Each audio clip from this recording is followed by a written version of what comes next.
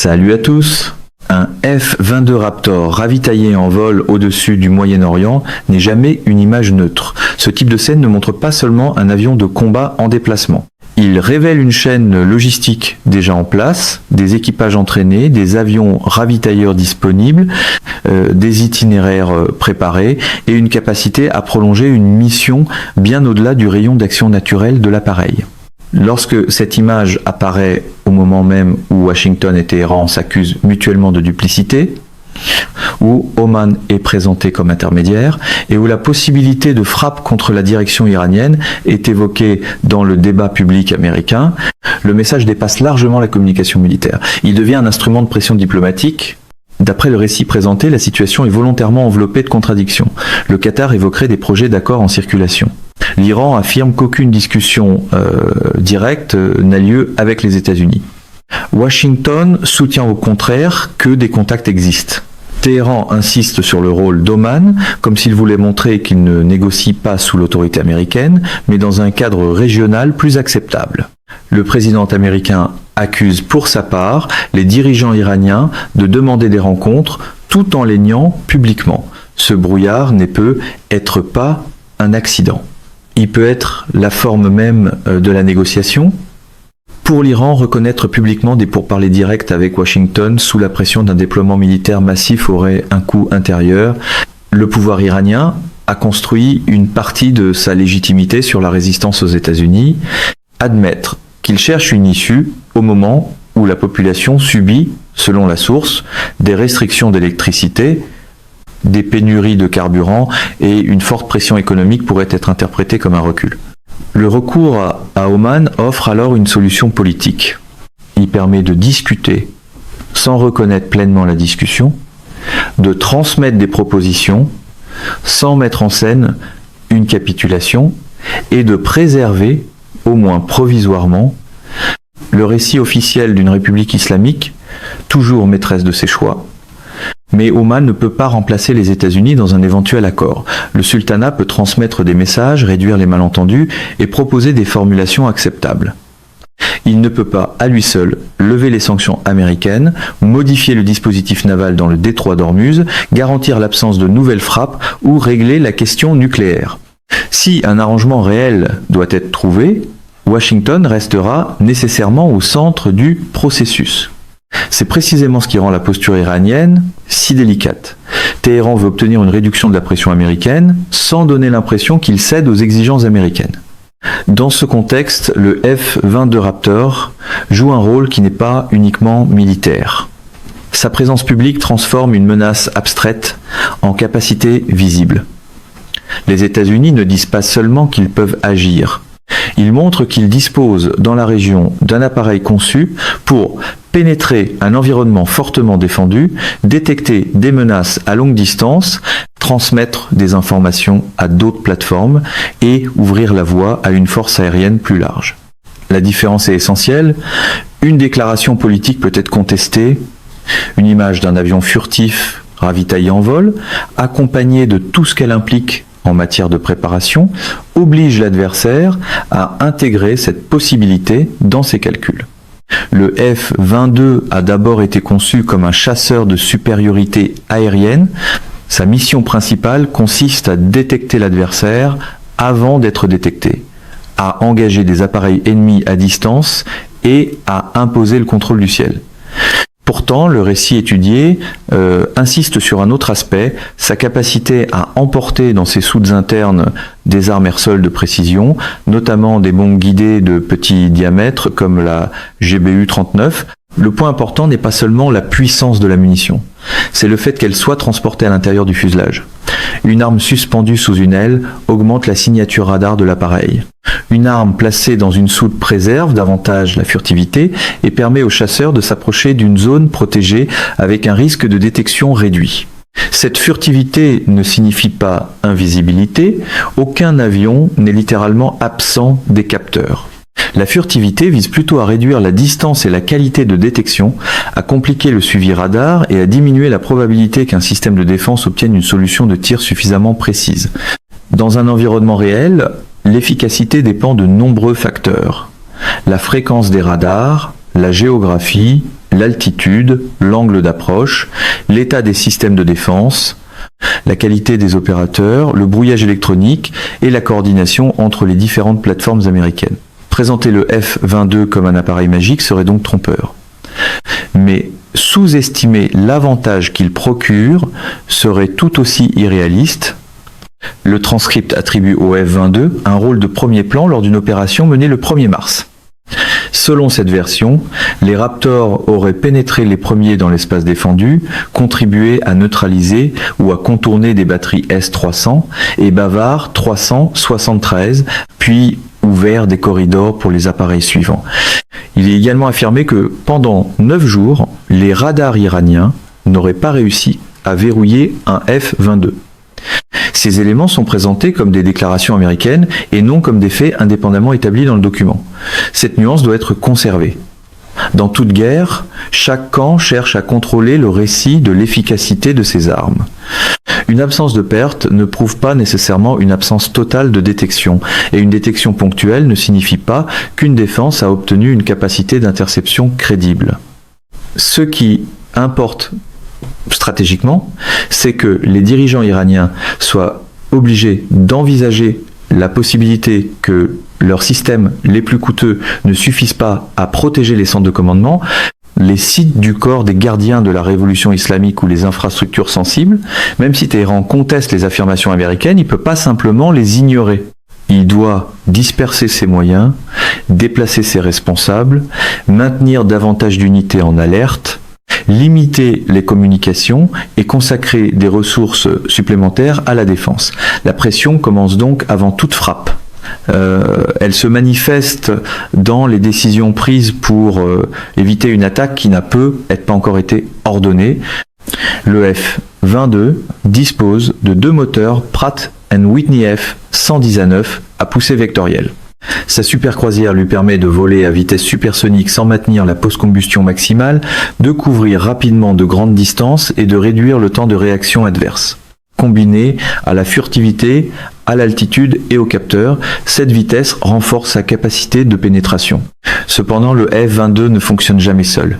C'est probablement le point le plus important pour comprendre la démonstration américaine. Un avion furtif n'est que l'élément visible d'un système beaucoup plus vaste. Le document évoque des bombardiers B-2, des appareils de guerre électroniques EA Jizaui G-Growler et des ravitailleurs KC-135 Stratotanker.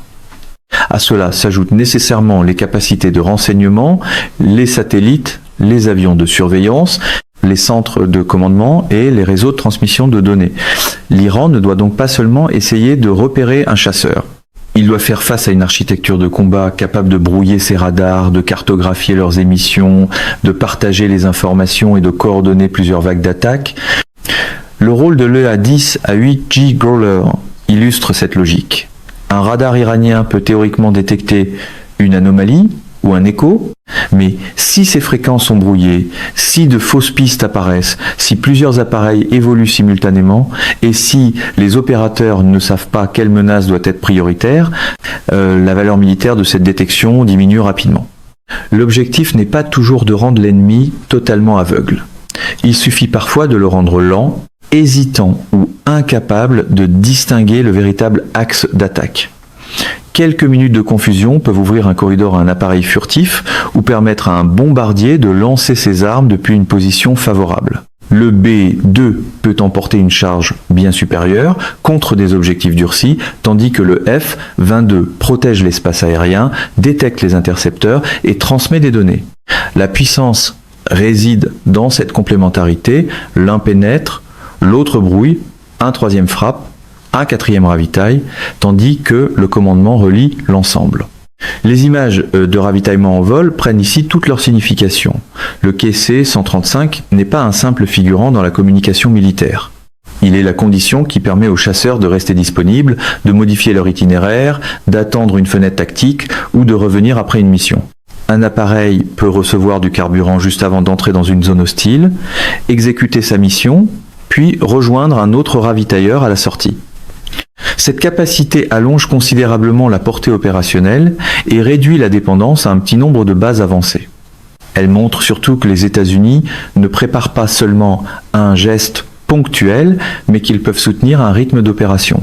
Cette dépendance logistique constitue néanmoins une vulnérabilité. Les F-22 sont difficiles à engager en vol, mais ils dépendent de pistes, de personnel de maintenance, de pièces de rechange, de carburant et de ravitailleurs beaucoup moins furtifs. Une stratégie iranienne rationnelle pourrait donc chercher moins à abattre directement le chasseur qu'à menacer les bases qui l'accueillent, les avions qui le ravitaillent ou les infrastructures qui soutiennent la campagne. Les missiles balistiques et les drones iraniens prennent alors une importance centrale. Le document reconnaît d'ailleurs que ces armes représentent une menace réelle, même si son ton général tend à minimiser la capacité de Téhéran. L'Iran conserve en effet des moyens de riposte. Ces missiles peuvent viser des bases américaines, des installations portuaires, des centres énergétiques ou des territoires alliés. Même avec des défenses antimissiles performantes, aucune protection n'est absolue.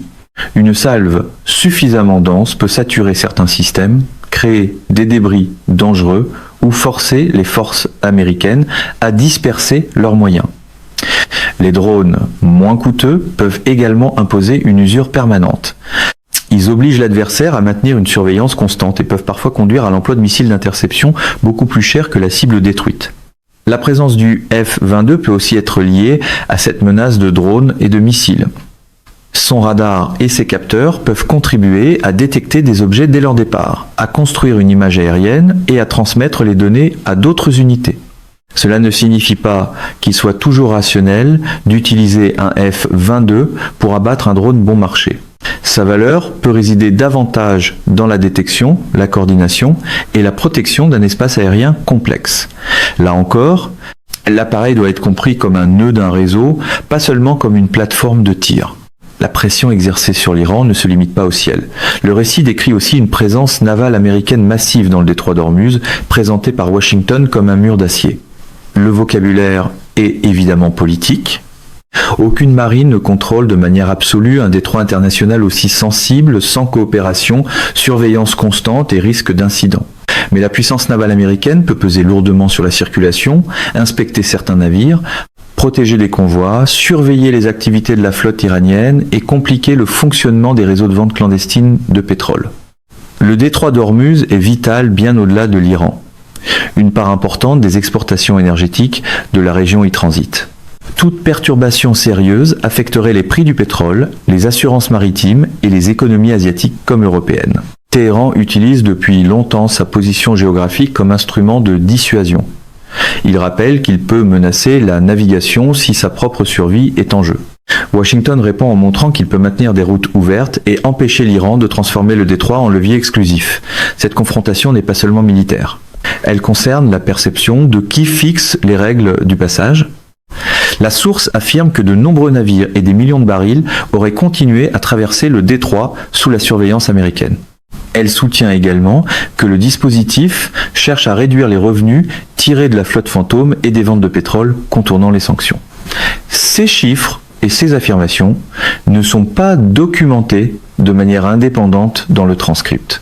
Ils doivent donc être présentés comme la version défendue par l'auteur. Mais le mécanisme stratégique reste cohérent. Si les États-Unis réussissent à réduire les recettes pétrolières tout en maintenant la circulation pour les autres producteurs, ils isolent économiquement l'Iran sans provoquer immédiatement un choc énergétique mondial. À cette pression maritime s'ajoutent les sanctions financières. Selon le récit, plus d'1 millier de personnes ou d'entités seraient visées, tandis que l'inflation iranienne progresserait rapidement. Là encore, le document ne fournit pas les références nécessaires pour confirmer les chiffres. Néanmoins, le lien entre les revenus pétroliers, la capacité d'importation, le financement militaire et la stabilité intérieure est essentiel. Moins l'Iran dispose de devises, plus il lui devient difficile d'entretenir ses infrastructures, de rémunérer ses réseaux, d'acheter certains composants et de soutenir durablement ses partenaires régionaux.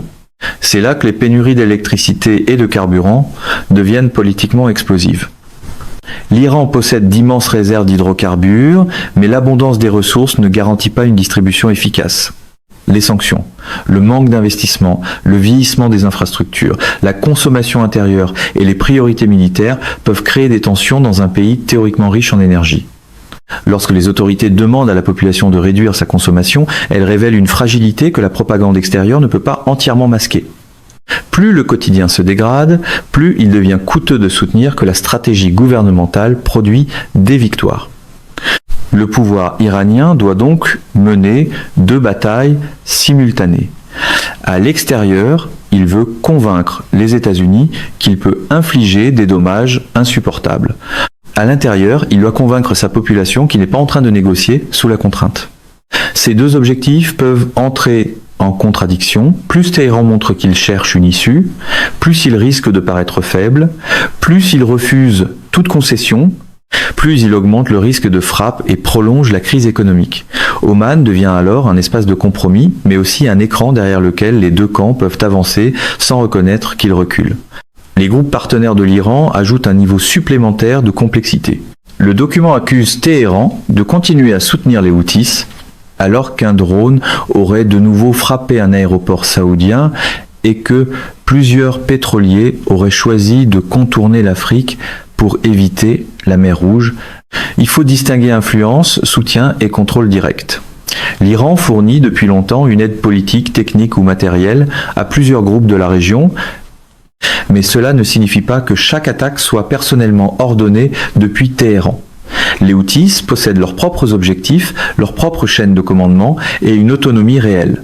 Ces partenaires permettent à l'Iran d'exercer une pression indirecte, d'augmenter les coûts du commerce et disperser les forces américaines.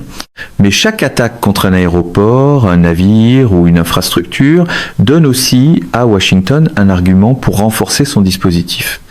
Le levier iranien peut ainsi contribuer à élargir la coalition qui cherche à le contenir. La question centrale devient celle de la coercition. Les États-Unis semblent chercher à combiner plusieurs formes de pression. La menace de frappe de précision, la présence du F-22, le contrôle maritime, les sanctions financières et l'isolement diplomatique. L'objectif théorique est de convaincre l'Iran que le coût du refus dépasse celui d'un accord, mais une stratégie de coercition ne fonctionne que si l'adversaire croit à 2 choses en même temps, que la menace sera exécutée en cas d'échec, et qu'une véritable porte de sortie restera ouverte en cas de compromis. Si Téhéran pense que Washington veut obtenir une concession limitée sur le nucléaire, la navigation ou les activités régionales, il peut encore négocier. S'il conclut au contraire que le but réel est la destruction du régime, alors céder devient moins rationnel. Pourquoi abandonner un levier nucléaire ou militaire si l'on pense que l'adversaire frappera malgré tout? C'est ici que le langage américain sur une éventuelle décapitation peut devenir contre-productif. Il accroît la peur personnelle des dirigeants iraniens, mais il peut aussi les convaincre que leur survie dépend d'une escalade, d'une dispersion du commandement et d'une riposte plus rapide. Le F-22 est donc à la fois un atout et un risque diplomatique. Il donne du poids aux menaces américaines. Il montre que les défenses iraniennes peuvent être contestées. Il rassure les alliés régionaux et oblige Téhéran à consacrer des ressources à sa protection. Mais plus il est associé publiquement à l'idée de frapper la direction politique, plus il devient difficile de présenter les pourparlers comme une recherche de compromis. La démonstration de force peut ouvrir une négociation. Elle peut aussi fermer l'espace politique nécessaire pour la conclure. Il faut enfin se méfier de l'illusion selon laquelle la supériorité aérienne suffit à résoudre un conflit politique. Les États-Unis peuvent probablement détruire de nombreux objectifs en Iran. Ils peuvent affaiblir des systèmes de défense, frapper des centres de commandement et perturber certaines capacités militaires. Mais aucune bombe ne détermine automatiquement ce qui suit. Une campagne aérienne peut renforcer les factions les plus dures, provoquer une mobilisation nationaliste, disperser les programmes sensibles et déclencher des attaques sur plusieurs théâtres. Une victoire tactique peut alors produire une impasse stratégique. Inversement, l'Iran ne peut pas confondre sa capacité de nuisance avec une capacité de victoire. Menacer le détroit d'Ormuz, lancer des missiles ou soutenir des groupes armés peut imposer des coûts élevés, mais ces actions n'annulent pas l'écart technologique, logistique et économique avec les États-Unis. Elle risque surtout de prolonger l'isolement et d'aggraver les difficultés intérieures. Le défi pour Téhéran est de conserver suffisamment de leviers pour négocier sans provoquer une coalition encore plus large contre lui. C'est pourquoi l'image du F-22 ravitaillé en vol doit être lue comme une phrase complète. Le chasseur représente la possibilité de pénétrer.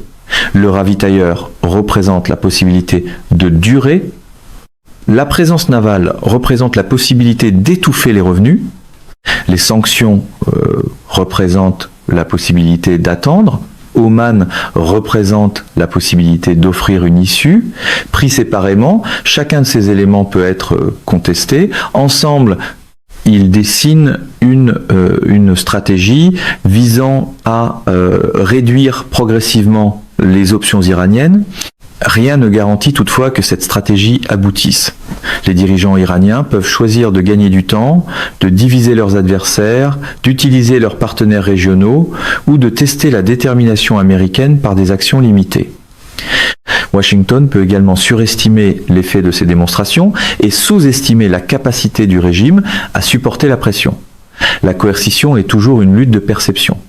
Celui qui paraît le plus puissant n'est pas nécessairement celui qui accepte le coût politique le plus élevé. La véritable fonction du F-22, dans cette phase, pourrait donc ne pas être de larguer une bombe. Elle pourrait être de rendre cette bombe suffisamment crédible pour qu'elle n'ait pas à être larguée. Mais cette logique commettra réellement d'éviter la frappe et si les États-Unis savent précisément quelles concessions ils cherchent. Sans objectif clair, la pression peut devenir une fin en soi.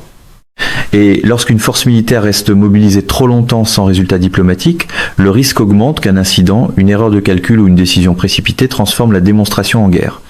Alors que les F-22 sont déjà ravitaillés au-dessus du Moyen-Orient et que les négociations semblent se poursuivre derrière le rideau omanais, la véritable question n'est-elle plus de savoir si Washington peut frapper l'Iran, mais si Téhéran cédera avant que cette capacité ne devienne une décision politique. Mesdames et messieurs, notre émission d'aujourd'hui s'arrête ici. Nous vous invitons à partager votre avis personnel dans la section des commentaires ci-dessous. Plume Pratique vous salue et vous donne rendez-vous très bientôt.